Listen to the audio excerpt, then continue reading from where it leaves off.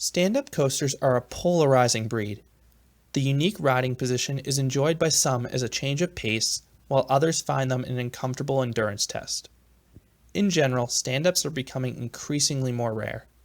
There hasn't been an all-new stand-up coaster built in over 2 decades since the Georgia Scorcher in 1999. Since then, several have actually been removed, like King's Dominion's Shockwave, or renovated into sit-down floorless coasters like Cedar Point's Rougarou. The stand-up concept was unveiled by Togo in 1982 when the company retrofit some of their existing sit-down coasters in Japan with stand-up trains. One of the first was actually the Momonga standing and loop coaster at Yomiuri Land. In general, these conversions were well received. As a result, Arrow followed suit, but with much worse results. They started in 1983 by converting Worlds of Fun's Scream Roller, an Arrow corkscrew, into the Extreme Roller by adding stand-up rolling stock. However, these trains were putting extra stress on the ride structure. Arrow tried again in 1984 by adding stand-up trains to the River King Mine Train at Six Flags St. Louis. The coaster was renamed Railblazer, but this one ended much more disastrously in a death. As a result, both Railblazer and Extreme Roller had their original stock re-added after just 1 season.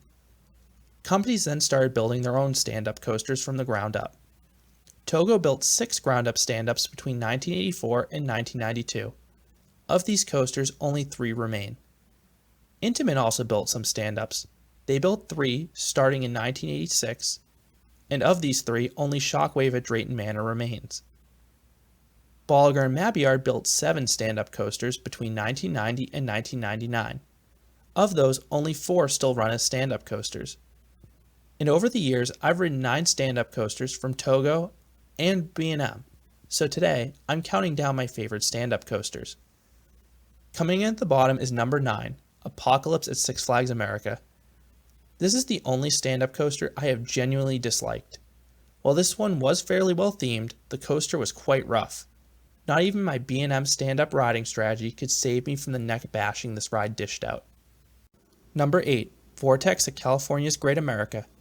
I rode this before I learned how to ride B&M stand-ups properly, so I ended up getting a little bit of headbanging on the turns. But beyond that, the layout just isn't as strong as the other coasters on this list. The only really forceful part was the snappy corkscrew towards the end of the ride. Number 7, the Momonga standing and loop coaster at Yomiuri Land. The first Togo coaster in this list has among the shortest layouts of any stand-up coaster. The layout consists of just a shallow drop, a forceful loop, and an OK helix, but it's easily the smoothest coaster on this list. Number 6, Vortex at Carowinds. This coaster may look similar to Great America's Vortex, but I found this one smoother and just better overall. You have a forceful loop, a solid corkscrew, and some leg-numbing helixes. Yes, the coaster is short, but it does pack a punch if ridden correctly. Number 5, Skyrider at Canada's Wonderland, and number 4, Shockwave at King's Dominion. Skyrider and Shockwave are 2 Togos in the Cedar Fair chain that have since been removed. And I know these 2 rides get a lot of hate, but I actually enjoyed both of them. I really didn't find them that uncomfortable. In fact, the only instance that I found these rides uncomfortable was that awful trick track section on Skyrider, and that's why I placed Shockwave a bit ahead of it. In fact, I just enjoy the amount of airtime these coasters provide.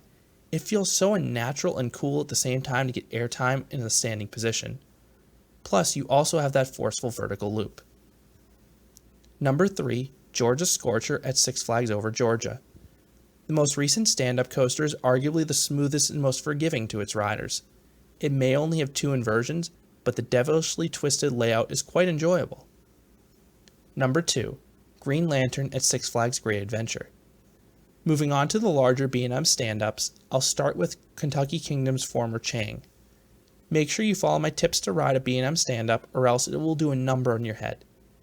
But if you can get your head above the restraint, you're in for a ride with some insanely powerful inversions that'll make your legs feel numb. Number 1, Riddler's Revenge at Six Flags Magic Mountain. The record-setting stand-up coaster is easily my favorite of the genre. It takes everything that Green Lantern does, but better. It's taller, faster, more forceful, and longer. I always forget just how long this coaster's second half is. Again, make sure you get your head above the restraint or you'll have a much different opinion than me. So those are my favorite stand-up coasters. While I understand why the genre is becoming less and less common, I do like stand-ups as a change of pace. What are your thoughts on the stand-up coaster genre? I'd love to hear what you think down below. Thanks for listening and stay tuned for more coaster countdowns here at Canopy Coaster.